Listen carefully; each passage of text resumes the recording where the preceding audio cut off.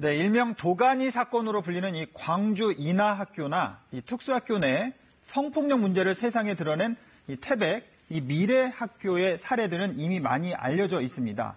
자, 그런데 최근에 다시 특수학교에서 상습적인 폭행이 있었던 것으로 알려져서 논란이 커지고 있습니다.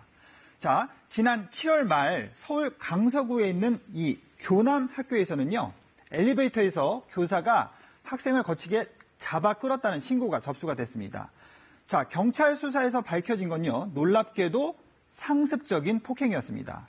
자, 경찰은 5월부터 석 달 동안 16대의 CCTV에 찍힌 영상을 분석해서요, 이 교사들이 학생 2명을 13차례나 폭행한 사실을 확인을 했습니다. 자, 직접 폭행한 교사가 9명이고요, 방조한 교사는 3명이었습니다. 경찰은 폭행 정도가 가장 심한 이 담임교사 이모 씨에 대해서 아동학대 혐의 등으로 어제 구속영장을 신청했습니다. 자, 일부 교사들은요, 장애 학생들을 통제한 것뿐이라면서 혐의를 부인하고 있습니다. 자, 교사들이 이렇게 변명하는 건 비일비재한데요. 자, 교사들은 장애 특성에 따라서 공격적인 아이들이 있는데 이를 막다가 생긴 일이라고 말을 하고 있습니다. 자, 실제로 지난달 인강학교에서도요, 이 교사의 학생 폭행 사건이 불거져서 학교 폭력대책위원회가 열렸는데요. 하지만 이 교사들의 이런 주장이 반영이 돼서 쌍방폭행으로 별다른 조치 없이 끝났습니다.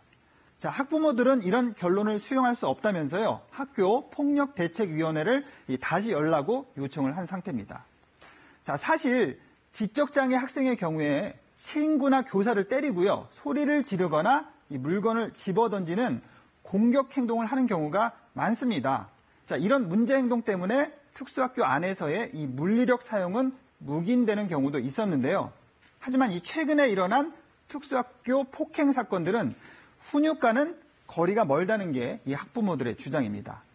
자, 이런 상황을 막기 위해서 교육부가 문제행동 중재 매뉴얼이라는 것을 만들어서 특수학교에 배포를 하긴 했습니다. 하지만 쓸모가 없었습니다. 왜냐하면요, 학생들의 문제 행동을 기록하고 분석하라고 매뉴얼에는 돼 있는데 정작 이 통제가 불가능한 순간에 어떻게 해야 되는지 이런 걸 제시하지 않고 있습니다. 자, 교사 연수 프로그램도 만들었는데요, 강제성이 없어서 교사들이 외면을 하고 있는 실정입니다. 자, 이런 특수학교의 폭력 사태는 한 가지 공통점이 있습니다. 바로 모두 사립학교라는 겁니다. 자, 사립학교에서 이 같은 인권 유린 사태가 벌어지는 건요, 이 교사가 퇴직을 할 때까지 한 학교에서만 근무하는 폐쇄적인 여건도 이 원인으로 지목이 되고 있습니다. 또 폭력 사태가 발생을 해도 사립학교이다 보니 교육청이 교원을 직접 징계할 수도 없습니다. 또 더구나 학교 법인이 아닌 복지법인이 운영하는 특수학교는요, 교육청의 제재마저 어려운 게 현실입니다. 자, 그래서 우리나라도 일본처럼 국공립 특수학교의 비율을 90% 이상 높여야 한다는 지적도 나오고 있습니다. 당장 공립으로 바꾸는 게 어렵다면 사립학교 간의 교사 순환 시스템을 만들어서 폐쇄적인 구조를 개방해야 한다는 해법도 제시가 되고 있습니다.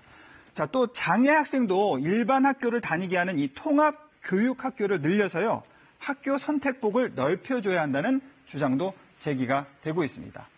친절한 뉴스였습니다.